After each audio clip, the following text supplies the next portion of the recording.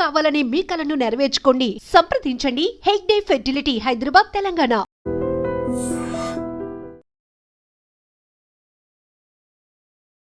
ఇవాళ Congress party CLP సమావేశం conduct చేసింది నోవోటల్ శంషాబాద్లో.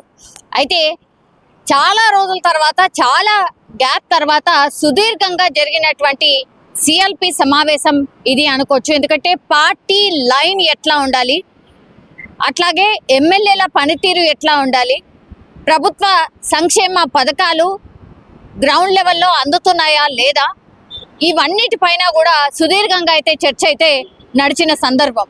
అయితే కొంత గరంగానే ఈ చర్చ జరిగినట్టుగా చెప్తున్నారు. ఎందుకంటే చాలా మంది ఎమ్మెల్యేలు ఈ మధ్య కాలంలో ఎవరు ఇష్టం వచ్చినట్టు వాళ్ళు మాట్లాడుతున్నారు. ఎస్పెషల్లీ ఈ మంత్రి పదవుల పంచాయతీ ఏదైతే ఉందో, మంత్రి పదవులు మాకంటే మాకు కావాలి, లేకుంటే రాజీనామా చేస్తాం, ఇట్లా పార్టీ లైన్ దాటి మాట్లాడుతున్నటువంటి పరిస్థితి ఉంది. కాబట్టి కొంతమంది మనకు తెలుసు, అటు కోమటిరెడ్డి రాజగోపాల్ రెడ్డి కావచ్చు, మల్రెడ్డి రంగారెడ్డి కావచ్చు, లేదంటే బీసీకి సంబంధించిన వాళ్ళు, ఎస్సీకి సంబంధించిన వాళ్ళు, ఇట్లా చాలా మంది కూడా నాకు మంత్రి పదవి వస్తుందంటే నాకు మంత్రి పదవి వస్తుంది అనేటువంటిది బహిరంగంగానే వాళ్ళు మాట్లాడుతున్న పరిస్థితి. అందుకనే అధిష్టానం కూడా ఇంకా అయిపోయింది, విస్తరణ ఉండబోతోంది, మొన్న ఉగాదికే ఉంటుంది అనే సంకేతాలు ఇచ్చినప్పటికీ కూడా ఇట్లా పార్టీ లైన్ దాటి మాట్లాడుతున్న లీడర్స్ చాలా పెద్ద ఎత్తున పెరిగిపోయారు. కాబట్టి బ్యాక్ తగ్గినట్టుగా కనిపిస్తోంది. ఇప్పుడు చాలా మట్టుకి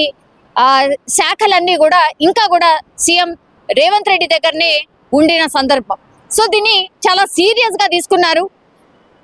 ఎస్పెషల్లీ ఎమ్మెల్యేని డైరెక్ట్గా అనకపోయినా చాలా విషయాలు కూడా మీరు పార్టీ లైన్ దాటి మాట్లాడితే మాత్రం చర్యలు తప్పవు అనేటువంటి సంకేతాలు క్లియర్ కట్గా ఇచ్చినట్టుగా చెప్తున్నారు. ఎందుకంటే మీనాక్షి నటరాజన్ లైన్ కూడా అదే. అట్లాగే సీఎం రేవంత్ రెడ్డి కూడా కొంత ఘాటుగానే ఎమ్మెల్యేలకు వార్నింగ్ ఇచ్చినట్టుగా కూడా చెప్తున్నారు. మంత్రి పదవి పూర్తిగా అధిష్టానం తీసుకునేటటువంటి డిసిషన్, ఎవరు కూడా దాని గురించి మాట్లాడడానికి వీల్లేదు అని కరాఖండిగా చెప్పినట్టుగా చెప్తున్నారు. అట్లాగే ఎమ్మెల్యేలు, కొత్తగా ఎన్నికైనటువంటి ఎమ్మెల్యేలు ఎవరైతే ఉన్నారో చాలా రిలాక్స్ అయిపోయినరు. ఇంకా పదవి వచ్చింది కదా, మేము ఎమ్మెల్యేలం కదా, ఇంకా ప్రజలతోని మేము పెద్ద కలవకపోయినా ఏం కాదు అనేటువంటి మోడ్లో ఉన్నారు. అది ఏ మాత్రం మంచిది కాదు. ఆ రిపోర్ట్స్ అన్నీ కూడా నాకు అన్నీ అందాయి. కాబట్టి ఎవరి రిపోర్ట్ ఎలా ఉందో నా చేతిలో ఉంది. కాబట్టి ఇంకా తప్పదు, గ్రౌండ్లో వెళ్ళాల్సిందే, మీరు ప్రజల మధ్య ఉండాల్సిందే. పార్టీ అట్లాగే ప్రభుత్వ సంక్షేమాలు కూడా గ్రౌండ్ లెవెల్లో ప్రజలకు అందుతున్నాయా లేదా, వాళ్ళ బాగోగులు ఏంటి కూడా తెలుసుకోవాల్సిందే. అండ్ రేపటి నుంచే ఈ పని స్టార్ట్ కావాలి. జూన్ 2 వరకు కూడా మీరు గ్రౌండ్లో అట్లాగే ప్రజల మధ్య ఉండాల్సిందే. వాళ్ళకు ఏమేం అవసరాలు ఉన్నాయి, ఇంకా ఏం కోరుతున్నారు, ఇంకా ఎక్కడ మనం బ్యాక్ అయ్యాము అంటే లోటు ఎక్కడుంది అనేసి కూడా పూర్తిగా ప్రజలతోని మాట్లాడి తెలుసుకోవాల్సిందిగా ఒక ఆదేశం అయితే ఇచ్చడం జరిగింది.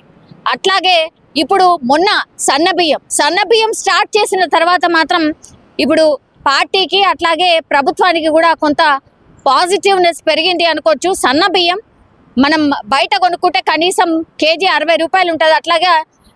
అట్లాంటిది పూర్తిగా ఫ్రీగా ఇస్తున్నారు. కాబట్టి ప్రభుత్వానికి ఒక మంచి పేరు వచ్చింది. దాన్ని పూర్తిగా ఇంకా కూడా ప్రచారంలోకి తీసుకువెళ్ళాలి. అది మన పేటెంట్. దాన్ని పూర్తిగా ప్రజల మధ్యకు తీసుకెళ్లి ఒక పాజిటివ్నెస్ని పెంచాలి ప్రభుత్వానికి అనేది కూడా చెప్పినట్టుగా, ఒక క్లియర్ కట్ ఆదేశాలు ఇచ్చినట్టుగా కూడా చెప్తున్న సిచ్యువేషన్ అయితే కనిపిస్తోంది. అట్లాగే ఇప్పుడు అంటే ఎవరు పడితే వాళ్ళు ఎక్కడ పడితే అక్కడ మీటింగ్స్ పెట్టుకుంటూ ఈ గ్యాంగ్ అని ఆ గ్యాంగ్ అని ఇట్లా పూర్తిగా గ్రూప్ పాలిటిక్స్ ఎక్కువైపోయాయి. అట్లాగే ఇష్టం వచ్చినట్టుగా మంత్రుల గురించి కూడా మాట్లాడుతున్నారు. అండ్ అపోజిషన్ పార్టీస్ ఏవైతే ఉన్నాయో అంటే బీఆర్ఎస్ అండ్ బీజేపీ, ఒకవేళ పార్టీ అలాగే ప్రభుత్వం చేస్తున్న సంక్షేమ పథకాల గురించి ఏదైనా మాట్లాడితే వెంటనే కౌంటర్ ఇవ్వట్లేదు. ఎవరు కూడా సోషల్ మీడియాలో అసలు యాక్టివ్గానే లేరు. వాళ్ళని చూడండి, మనం ఎట్లున్నాం, వాళ్ళు ఎట్లున్నారు అని మొహం మీదనే కొంత ఘాటుగానే చెప్పినట్టుగా కూడా చెప్తున్నారు. సో సోషల్ మీడియా ద్వారా పూర్తిగా ప్రభుత్వానికి అట్లాగే పార్టీకి పాజిటివ్నెస్ పెరిగేలాగా దాని మీద గ్రౌండ్ వర్క్ చేయండి. దానికంటే ముందు మీరు గ్రౌండ్లో ఉండండి. బీజేపీ బీఆర్ఎస్ వాళ్ళెట్లా మనని పూర్తిగా అంటే కార్నర్ చేసే ప్రయత్నం చేసినప్పుడు దానికి తగ్గట్టుగా సబ్జెక్ట్ వైజ్గా వాళ్ళకి కౌంటర్స్ పడట్లేదు అనేది కూడా చెప్పినట్టుగా చెప్తున్నారు. సో వీటన్నిటిని కూడా ఇట్లా 3-4 అంశాలని చాలా సీరియస్గా తీసుకున్నట్టుగా కూడా చెప్తున్నారు. అట్లాగే ఇది వార్నింగ్ అనుకోండి, లేకపోతే రిక్వెస్ట్ అనుకోండి, లేదంటే మీ ఫ్యూచర్ బాటలు ఇక్కడి నుంచే పడతాయి అనుకోండి, ఏదనుకున్నా సరే మే 1 నుంచి జూన్ 2 వరకు నేను కూడా గ్రౌండ్ లెవెల్లోకి రాబోతున్నాను, పూర్తిగా గ్రామాల్లో నేను కూడా విజిట్ చేయబోతున్నాను అన్నటువంటి మాట చెప్పారు. కానీ రేపటి నుంచే గ్రౌండ్ లో నేను కూడా మీతో పాటు ఉండబోతున్నాను అని చెప్పకనే చెప్పారు సీఎం రేవంత్ రెడ్డి. అట్లాగే మీ నియోజకవర్గాల్లో మీకు ఏం కావాలి, ప్రజలు ఏం కోరుతున్నారు, అదంతా కూడా తెలుసుకొని ఒక లిస్ట్ అంతా కూడా నాకు ఇవ్వండి. దాని ప్రకారంగా ఈ నియోజకవర్గాల్లో ఎట్లాంటి అభివృద్ధి జరగాలి ఏంటి అనేది కూడా పూర్తిగా మనం చేసే ప్రయత్నం చేద్దాము అనేటువంటి ప్రామిస్ కూడా ఇప్పుడు సీఎం రేవంత్ రెడ్డి చేసినట్టుగా కూడా చెప్తున్నారు.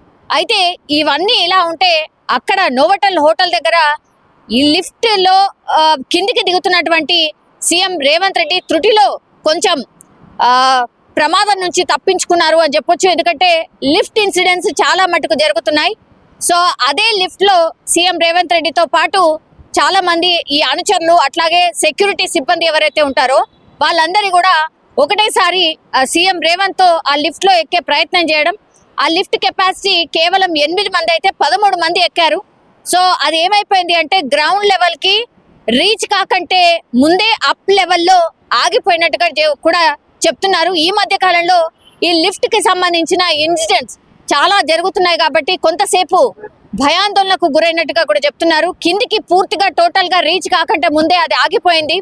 సో సెక్యూరిటీ సిబ్బంది పూర్తిగా టెన్షన్ పడుతూ ఆ డోర్స్ అన్నిటినీ కూడా ఓపెన్ చేసి ఆ తర్వాత రేవంత్ అట్లాగే లోపల ఉన్నటువంటి వాళ్ళందరినీ కూడా చాకచక్యంగా బయటకు తీసినట్టుగా కూడా చెప్తున్నారు. కొంతసేపు అక్కడ టెన్షన్ వాతావరణం నెలకొన్నట్టుగా కూడా చెప్తున్నారు. మనకు తెలుసు ఈ మధ్య కాలంలో ఒక 4-5 ఇన్సిడెంట్స్ వరుసగా జరిగాయి. ఈ లిఫ్ట్ కి సంబంధించిన ఇన్సిడెంట్స్ చాలా మందికి గాయాలయ్యాయి, లేదంటే చిన్నారులు అయితే 2-3 చనిపోవడం కూడా జరిగింది. సో కొంత ఈ లిఫ్ట్ ప్రమాదం వినగానే కొంత ఆందోళన అయితే వ్యక్తమైంది. బట్ కొద్దిసేపటికే పూర్తిగా రేవంత్ రెడ్డి అండ్ టీం ఆ లిఫ్ట్ నుంచి బయటకు వచ్చిన పరిస్థితి అయితే ఉంది. సో ఓవరాల్ గా అయితే సిఎల్పి సమావేశం ఈ రోజు అయితే హాట్ గా నడిచింది. అట్లాగే కౌంటర్స్ ఖచ్చితంగా గట్టిగా పడాలి బీజేపీ అట్లాగే బీఆర్ఎస్ కి. ఎందుకంటే వాళ్ళు ఏవైతే మాట్లాడుతున్నారో దానికి కౌంటర్ పడాల్సిందే. మనం చాలా అభివృద్ధి చేస్తున్నాం, వాళ్ళకంటే చాలా చాలా